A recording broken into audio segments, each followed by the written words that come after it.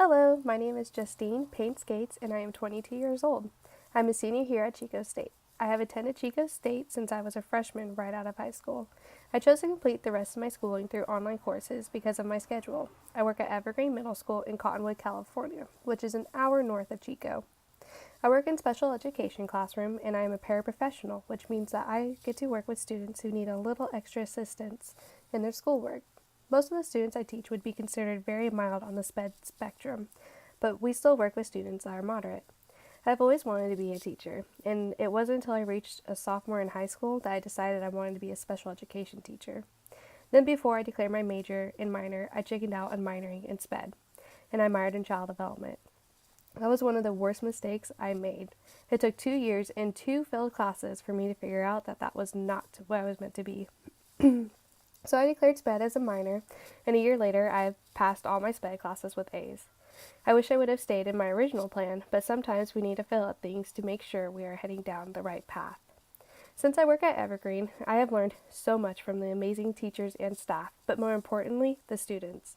I love learning how they interact with each other and how they communicate on solving their problems. I have also learned a tremendous amount from working with our SPED students. I was super nervous on my first day, but because I didn't know what to expect. But by the second week, I felt normal and I felt at ease. I do work with moderate and severe students, but mainly in mild students. Part of my job is to monitor one student, which we will name Dr. Edward. I won't share what he's labeled for confidentiality reasons. Dr. Edward is an amazing drawer. He's known all around school for how amazing he is at it. He even teaches at the top school. Dr. Edward is a 6th grade student, and he is very kind and thrives off of him and other people following the rules. My job is to make sure that he does not lash out towards people when things are not going the way it's supposed to be.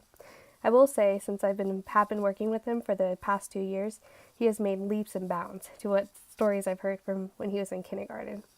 My other experiences working with SPED students would be my daily job. I'm a learning center teacher, which means I would teach math and reading to students who are not necessarily at the grade level yet.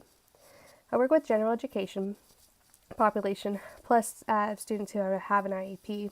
The one major thing that I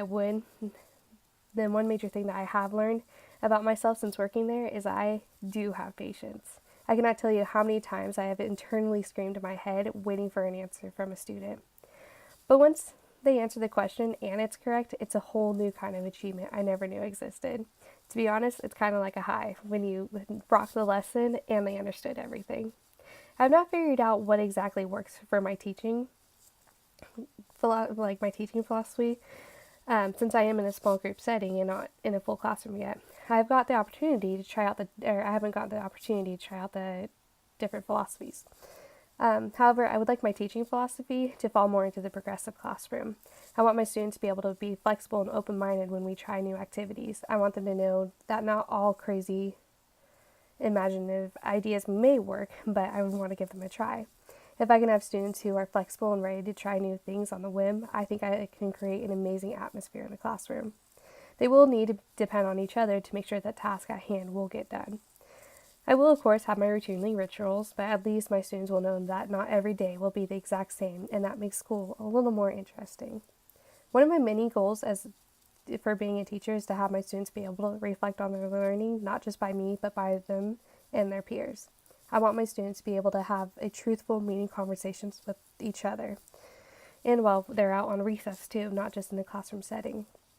My students should be able to have the respect and courtesy to learn from each other, regardless if they are in the general education population or in the SPED program. My classroom will be a home for learning, and we will all be the teacher and the students. That is my ultimate goal for being a teacher, especially for the SPED.